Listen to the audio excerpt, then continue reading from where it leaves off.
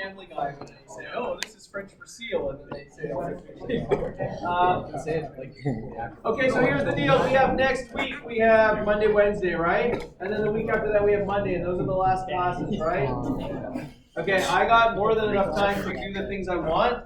Give me half an hour of your time. You can go watch Belgium and Canada play. Do that. But let's give me half an hour of your time. I'm kind of I'm kind of sad because I really hope to do this cool stuff, but I'll be able to wait till Monday. It won't kill me. I mean, just do it anyway. No, because then what's going to happen? So I thought about that because I'm an ass at heart. Okay, but then what's going to happen is at the end of the term, like next week or even the weekend, I'm gonna have no stuff. I'm gonna just do like meaningless review or something or whatever. And so, anyways, okay. So we were talking about Fourier Series, right? You all remember that? It was a long time ago. It was like 2 days ago, but it's so long ago. But we remember that we had these sine and cosine functions. Oh, sorry, that's not right. So it was like minus x. Maybe I should just give up. It was like some sort of bound like this, right? And then we had these sine and cosine functions. We could have done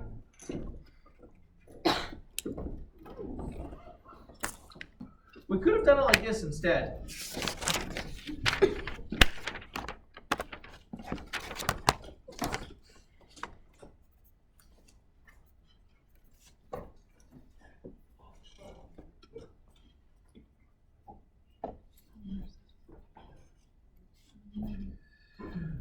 I could have done it like this. Okay, that's all in the exponent. There's just a lot of stuff, and so it doesn't maybe look like it's all in the exponent, but there's a lot of stuff. So I could have just written it like this, and you can tell that there are sines and cosines, and you can find it on the web, because I found it on the web. You can find an equivalence between the coefficients you'd get by writing it like this, and the coefficients you'd get from writing sines and cosines. Okay, it's not that surprising that you could do that. And if we did this, we would get that these coefficients look like this.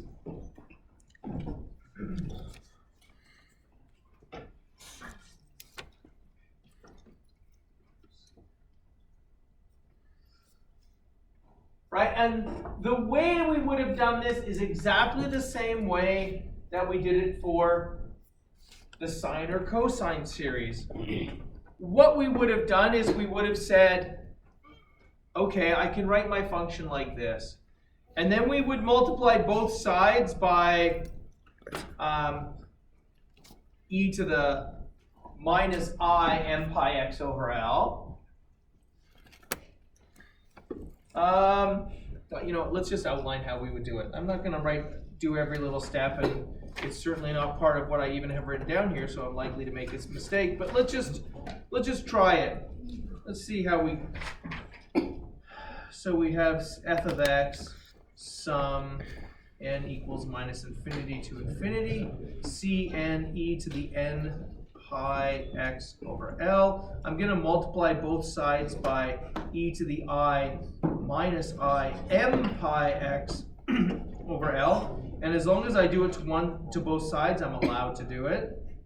So this is cn e to the I n pi x over L e to the minus I m pi x over L. And then I'm going to integrate between minus L and L. And I can put this integral here. Right? Sorry, yes? Outside of the bounds negative L and L, is Cn 0 or is it undefined? Cn's just a number, it's a constant. Yeah. It doesn't care, but the function is only defined in that regime. But the Okay. Cn's aren't defined in or out of the regime, they're just constants. Like 4 is defined, it's not defined like on any particular value, it's just 4. So one of the CNs might be, like for instance, C2 might be 1 over 2. Okay. Right? It has nothing to do with the boundary. But the thing that adds up, the whole function that you add up, only solves the problem within the boundary that we're talking about.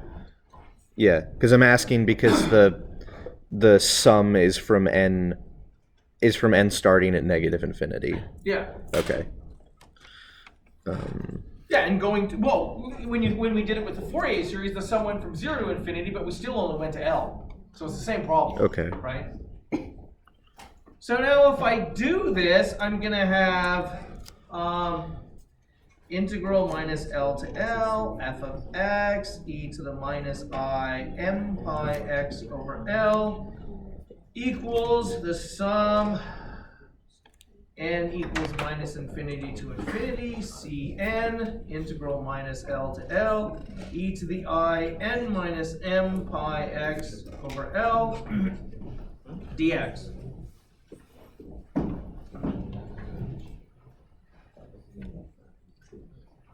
And this thing here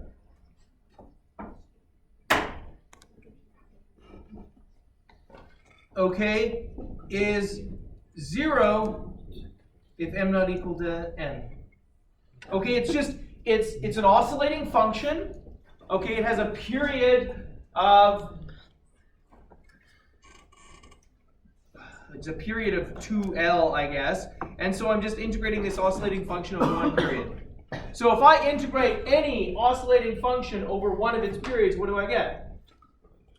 I always get 0. Like sines or cosines. There are other periodic functions, but if I integrate sines or cosines over one period, I get 0. Right? Oh, yeah. I always get 0. So this thing is 0 if m isn't equal to n. If m is equal to n, then I get the integral minus L to L dx, which is 2L.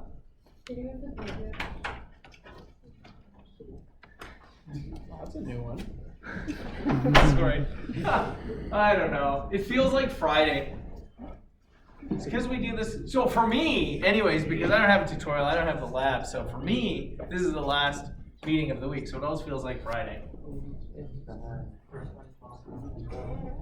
So now what I can do is I can say, well, this is 0 if m is not equal to m, which means on the left side here I get minus L to L. Let's divide that by the 2L there. E to the minus m pi x over L equals, and now the only term that survives is Cm. So we get that orthogonality.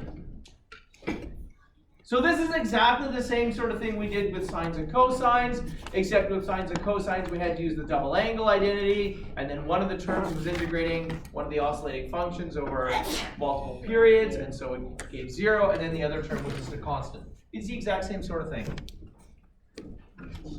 So I didn't actually have that originally. Do you still need this on here? Yes. Yeah.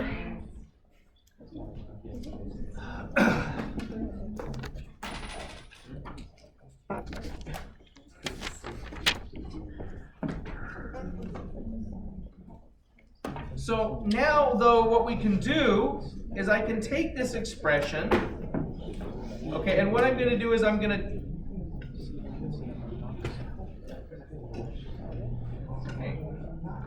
take this expression here, and I'm gonna put it in here. And maybe that seems a little bit weird to take an expression for f of x and use it to describe f of x, but I'm gonna do it. And if you don't like it, that's tough. So that means I can write f of x equals the sum n equals minus infinity to infinity of 1 over 2L, the integral minus L to L of f of x e to the minus I. And I'm just going to use, it's Cn, so it's n pi x over L. And then it's going to be e to the I n pi x over L. I think that's right. It is, right? And now I'm going to define a few things, because what we want to do in the context of this is, so right now this is a function that's periodic with period 2L. Okay? I want to make that period go to infinity. Okay, I want to stop dealing with periodic functions, and I want to deal with functions that are not periodic. Yeah? Sorry. Could you What other page? This other page? yeah.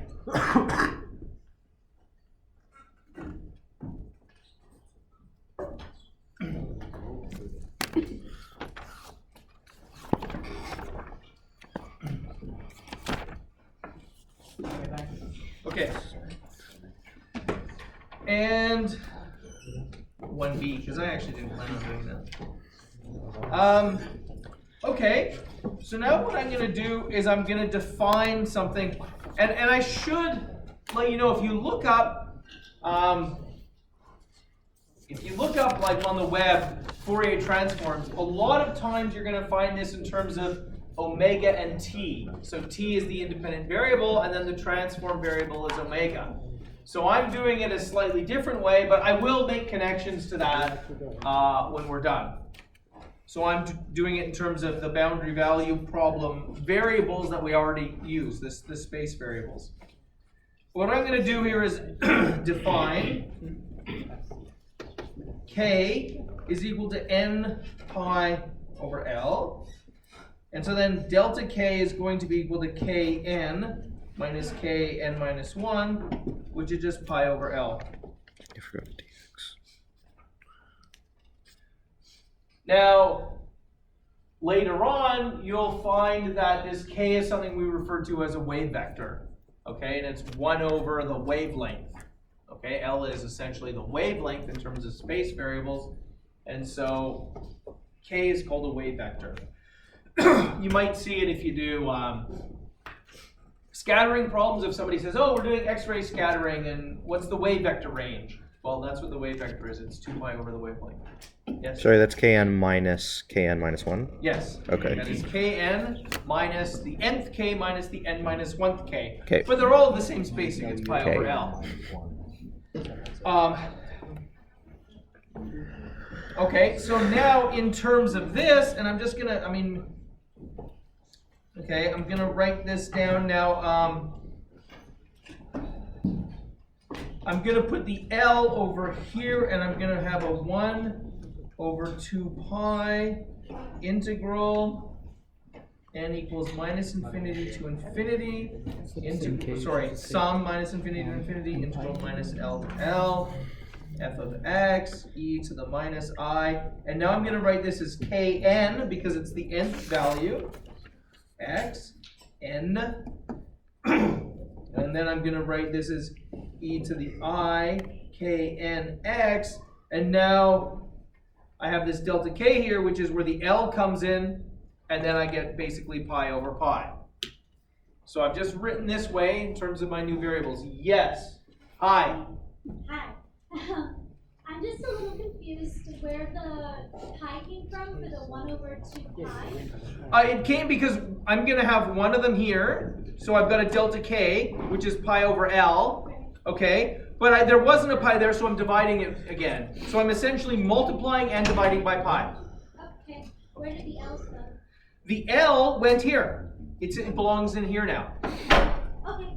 Okay? Thanks. There should be, in my notes, there's a dx in the parentheses. Is that right? There is a dx in the parentheses. Okay. Yeah. Okay. Yeah, it's in my notes too. I just didn't write it down. While we're at it, the other one, there should also be. Yeah, the 2.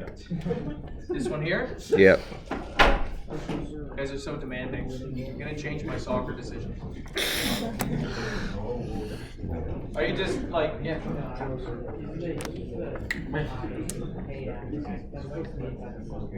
Yeah, that's a subscript because here I said k is n pi over L, but now every single n has a different k associated with it. I mean, is the E inside the sum?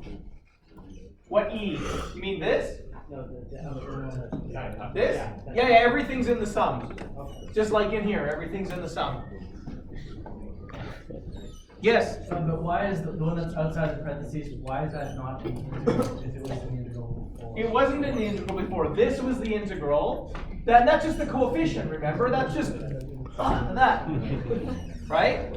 So it's the coefficient. So it's not in the, this is not in the integrand, in the integral. Okay. So now what I want to do is I want to split this into 2 bits. I'm going to write f of x equals, and I've got this 1 over 2 pi, and I'm going to basically make it symmetric. So I'm going to put one of them here. N equals minus infinity to infinity. And then I'm going to write this thing here as some capital F of k times e to the I k n of x delta k, where f of k is equal to 1 over root 2 pi. That's what I mean. One of them's, there's a 1 over root 2 pi here and a 1 over root 2 pi there. And then this is integral minus L to L f of x e to the minus I k x dx. What is the big F? Well, right now I'm just defining it. I'm not giving it a name yet. But it's going to be a Fourier transform. Okay? I don't have to give it a name. I'm just defining it and then putting it in like that.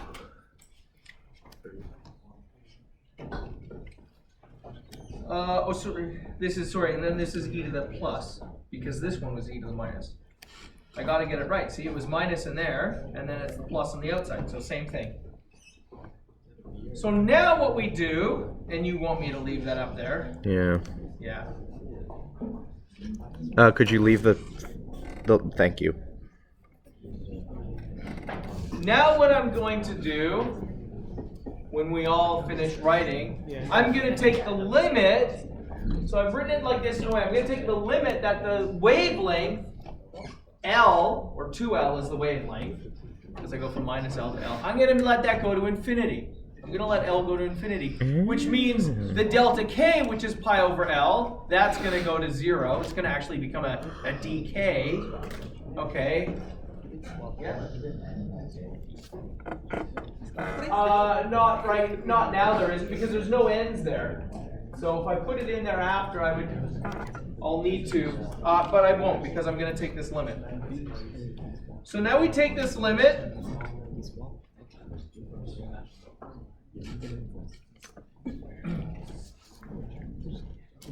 L goes to infinity. So in this case now,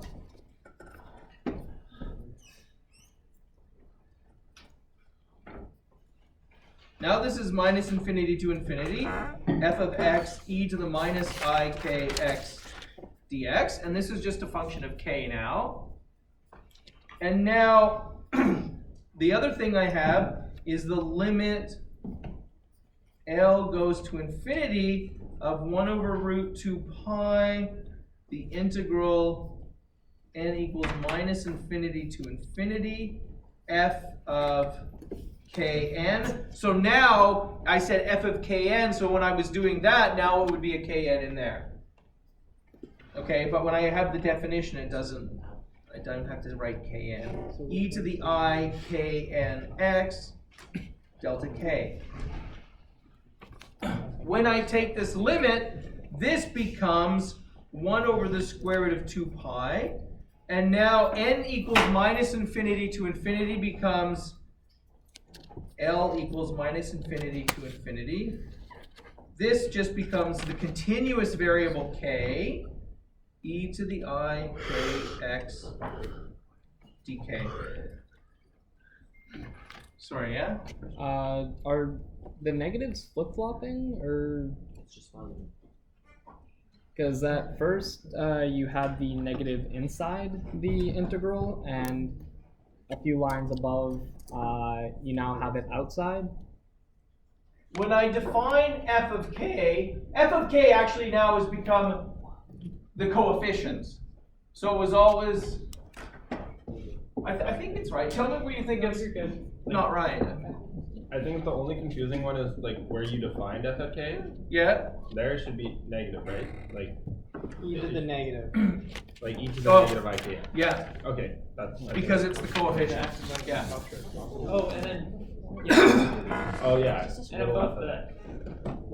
Yeah, that, the E should be positive. Then this has to be positive.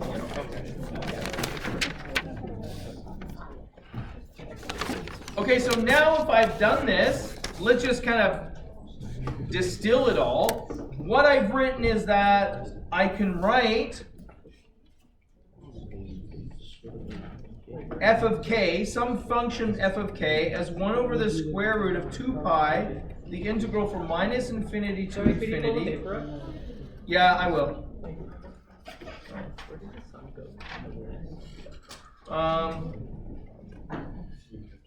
F of x e to the minus I k x dx, and then I can write little f of x is the 1 over the square root of 2 pi integral minus infinity to infinity f of k e to the I k x dk.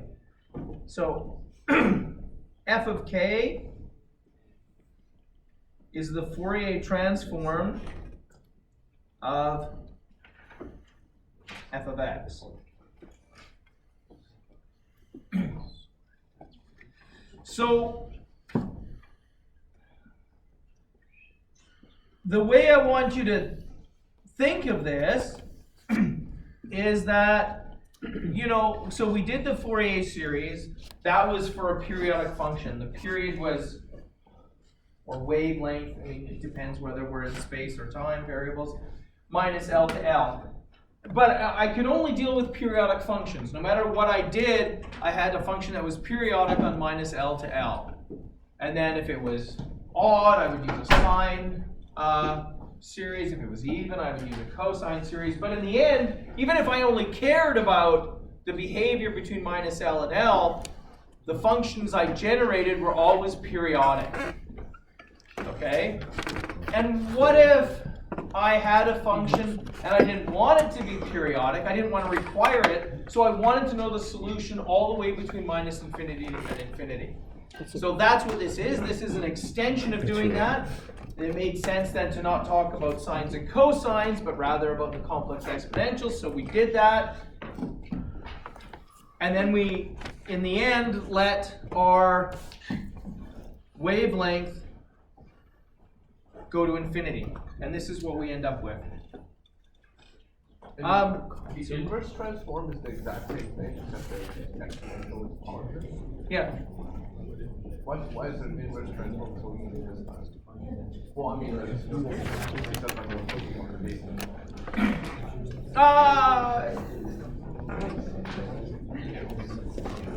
I mean, it's basically, they're the same, kind of the same things, only in imaginary components. So e to the minus st, the fact that it's minus s is kind of like I squared, and this is kind of where you get this.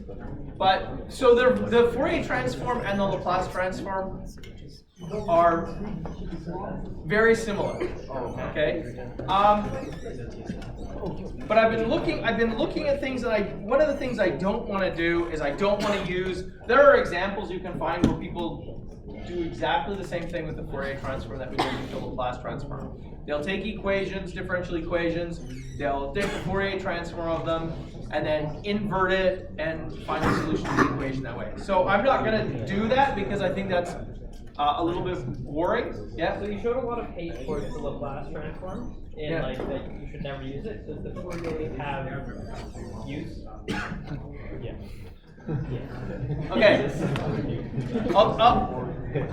How about, okay, we're a few pages from this. No, okay. Let me see, what's our time? Ooh. I'll tell you what I'm going to do. I'm going to show you where we're going to get to. So I'm going to do some examples of how we calculate Fourier transforms. I'm going to find the Fourier transform of Gaussian. That has a really interesting application in quantum mechanics, which I won't talk about. But then we're going to talk about, basically, when we think of things as made up of a whole bunch of different wavelengths, just like sine and cosine series. But what we'll do then is we're going to talk about, instead of one-dimensional images, let's talk about a two-dimensional image. So in that case I have, it's going to look like this, foreshadowing. E to the I kx is going to go to e to the I k dot x. Okay. It's going to be two dimensions. Don't write that down. Okay? Because when you do a two-dimensional Fourier transform, I can do something pretty cool. Okay? So what I could do, for example, is I can take a picture. Okay? And I can take a picture, and now the intensity, it's a black and white picture, so the value of the function is just the intensity at any point in x and y. And so I can Fourier transform that. Now what I've done is I've taken my image, and I've made it into a Fourier transform. In other words, instead of talking about the brightness here, the brightness here, the brightness here, I'm talking about the brightness with this frequency, the brightness with this frequency. Okay? Now what I can do, I can say, oh, hey, here's the Fourier transform. I can say, what if I only wanted to keep the low frequencies? If I do that and then do the inverse transform, I get this picture. Or I could maybe just keep the high frequencies, in which I'd get this picture. Now maybe this looks a little bit useless, because it kind of is, but I could do something less useless with it. For example, let's suppose I have a picture like this. Here it is. This is like a fingerprint, okay, and I'm doing some forensic science, and I get this, it's a fingerprint on a piece of cloth or something. And then I say, okay, well, here's my Fourier transform of that. And then I say, well, crap, I've got all these things, but they're periodic. So what I do is I just remove all those peaks. And then I can get my fingerprint out again. Okay, this is called image processing. We use Fourier transforms to do image processing. Can we do the same with Laplace? No, because Laplace doesn't pick up frequencies. Here's another common example. Here's a picture of the moon from the first time, or not the first time because it's not the right date, but you know, when we used to go to the moon, and apparently we're going again, we do the Fourier transform, but we say, look, I got all these stupid lines here. So that gives rise to all these peaks. Okay, because it's a certain frequency. So then you just say, oh, let's get rid of them. So I put in a filter, and I'm going to talk about that as well, and then I get that picture there. Sorry, yeah?